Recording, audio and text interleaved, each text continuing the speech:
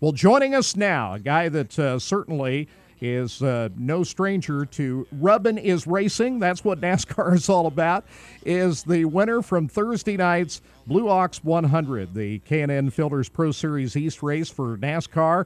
Brett Moffitt joining us. Congratulations, Brett. Man, that was an exciting victory. We've seen the video up on YouTube, you and Chase going at it on Thursday night. Just kind of take us through those last couple of laps there and how you're able to win it. Oh, man, it was a really close race. Chase really did a great job at driving the wheels off his car, and, I'm just thankful we were able to beat him back to the stripe there coming off 4. He had a really good run on the high side, and we were able to just kill his momentum enough to be able to beat him back to the line. But, between him and Corey LaJoie at the end, it was a really good race, and I was glad to be able to put on a good show for the fans that came out, and, luckily we came out on top. Well, I know when you won at Iowa Speedway last year, that was a huge victory. How does this rank as far as your wins so far? This one is right there with it. I like the Iowa Speedway because it's my hometown and it's my home track, and all my friends and family were there. But this is another huge win for my career. It's all about building up wins like this, and it's a great one to have on the resume. You're a development driver for Michael Waltrip Racing. Of course, they're off to a great start this year in the Cup Series, and that's really a growing program. How fortunate do you feel to be a part of that growing operation over there at Michael Waltrip Racing?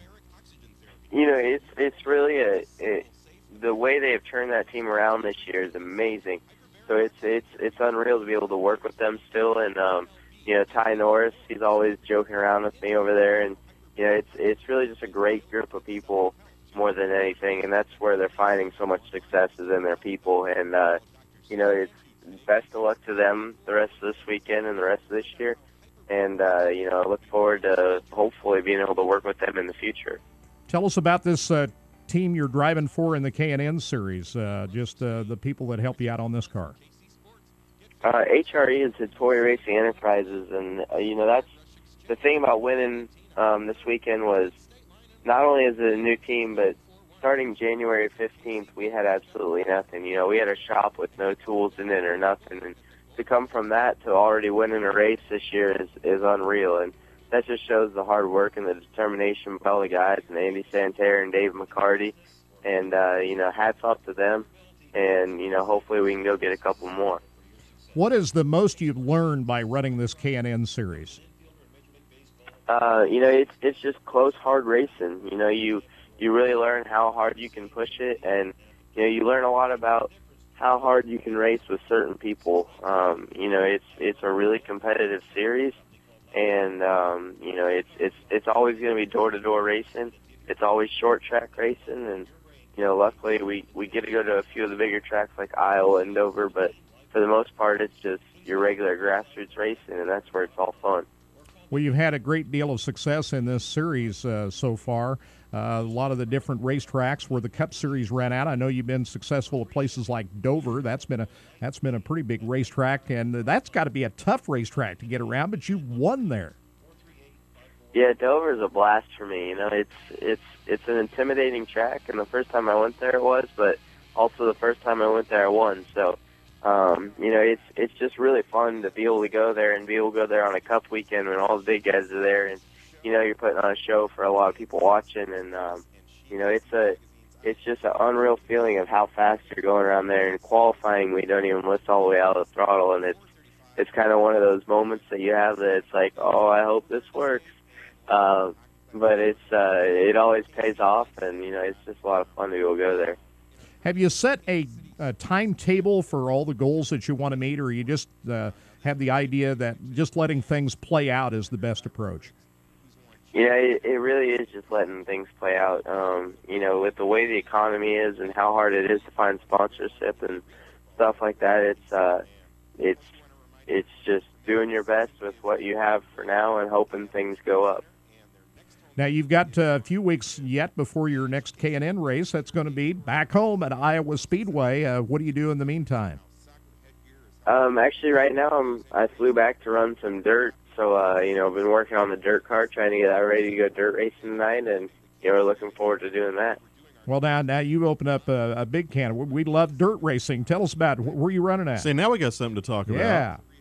Yeah. Tonight we're actually going to Boone Speedway, where it's the home of the IMCA Super Sure. Nationals, and we're really looking forward to going there. We were trying to run last night, but then it ended up raining out. But I just really enjoy dirt racing, and it's a lot of fun, and it's that same short track door-to-door racing, and that's just what keeps me going. And you can be competitive at any level, and that's what's fun about it. Where were you supposed to be last night?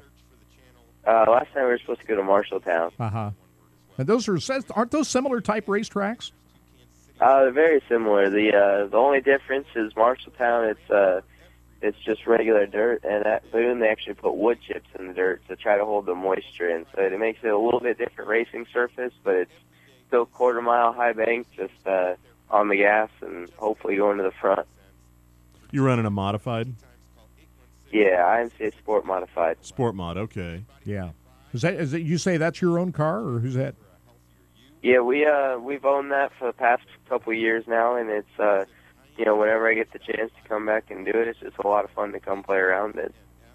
Well, keep doing it. One of the biggest mistakes I've seen with a lot of young drivers when they're developing is that they get into a mid-level or an upper series like K&N, and all of a sudden they go from running 40 or 50 nights a year to running maybe 15 weekends a year. And I'm a big believer that the more you race, anything you race, the better off you're going to be for that experience. So definitely as you move up, continue to do that, because not only are you going to have a lot of fun, it'll help you as a driver. It definitely does. The more you are in the car, the better you're going to be. And it's funny because I ran into Kyle Larson, the driver of the 6 car at the airport on Friday morning, and I was like, "What are you doing here this early?" Because I was trying to catch a flight back to come race Marshalltown last night. And he goes, "Oh man, I'm going to Indiana to race sprint cars." And it's just fun that other drivers have that same mentality of the more I can race and race what I did growing up, the more fun I'm going to have. So, it's really cool to be able to get this opportunity to come back and do this. Yeah, he was at Gas City last night running the USAC Gamswell sprint cars. Well, this race coming up at Iowa Speedway, what do you take from last year's victory that'll help you get a repeat there this year? You just really got to work on your car in the long runs. The bigger tracks like Iowa and Dover and Richmond, you got to be there at the end of the race. It's the shorter tracks you can get up on the wheel and hustle the car if you have a green-white checkered, but these tracks really rely on the car, and it's all about saving your tires, being patient, and being there at the end. Any plans for MWR Racing to put you in a nationwide car or something, a truck or anything like that coming up? Not at the moment, but we're working really hard on getting sponsorship to run, to be able to run at my home track at the Iowa Speedway in a truck and nationwide car, and possibly even the ARCA race. So we're working really hard at trying to get sponsorship for that, and that would just be a dream come true for me. Well, that's fantastic. Well, congratulations on the big win. We're going to try to link that video that I just found here this morning of your win the other night. That was amazing finish that you and Chase Elliott had going at it. Did you see a budding rivalry between you and Chase there? Oh man, Chase is an amazing wheelman. He can get up on the wheel and get it done, and it's going to be like that all season long. So to the fans out there that's caught their attention, just keep watching. It's going to be like that all year long, and it's really some great racing. Well, thanks for joining us. We'll be anxious to see you up at Iowa Speedway here in a few weeks, and congratulations again on your big win on Thursday night. I really appreciate it, and thanks for having me on. Hey, you bet. There he is, Brett Moffitt, the big winner. And you brought it up earlier, Troy, that these kids, they need to be racing all the time. And you've seen, and I think that Kyle Busch not racing all the time, Carl Edwards not racing all the time, I think it's affected their performance in the Sprint Cup series. They're so used to racing all the time that you kind of wonder if it's a large reason why they're not winning as much as they're used to. Well, my test case for this has always been Sarah Fisher. I've maintained for years that The moment that she got into an Indy car and went from running 50 nights a year to running 10 races a year, her development effectively stalled, and I still say that was the career killer for her. But there's another thing to it. It's not just seat time. These kids need to get used to winning races. Yeah. And not just win every now and then. I mean, they need to get used to winning races, because when you look at the guy, I mean, it's one thing to make it to NASCAR, it's another thing to make it in NASCAR. And when you look at the people who are running up front, week in, week out in NASCAR, they are the people who were able to dominate at other sections of the sport. Tony Stewart, we know what he did in the sprint car and, Silver Crown and midget ranks. Jimmy Johnson was a dominant driver in the short course off-road series. Denny Hamlin won everything there was to win in late model stocks in the Southeast before he got there. They need to have that feeling of winning often enough that they just expect to get in the race car and win. When you saw Ryan Blaney run last night, you saw some of that. I mean, Ryan, he didn't get into the car and run 20th thinking this is where I'm supposed to be. He got into the car, mashed the gas, and said, I'm a race driver. I'm supposed to be up here running with these guys, and it really shows. That's where you see a lot of these kids that get rushed up through too quickly. David Strimmy, Reed Sorensen, I could name a dozen of them, and they come up, they flame out, and they end up running 35th every week. And I like the way Brett is going about his business. He's 19 right now. He turned 20 in August, and he's staying down there in that K&N series, and he's winning races. He's running up front, and he's working the program the way it ought to be worked and in time. I think he'll make it. Chase Elliott the same way. I think these two guys are poised to become big stars in NASCAR down the road. I'll tell you, another young kid is from right here in the Kansas City area. He's only 13 years old, Trevor Hunt. He won again last night in a B-Mod down at Humboldt Speedway. That's how you do it. You go out, you win races, what you're doing at the time, you dominate, and in time. Don't try to rush it. It'll get there in time. Well, that's what I mean. You see guys who just, I mean, they advance year after year without any real cause for doing so.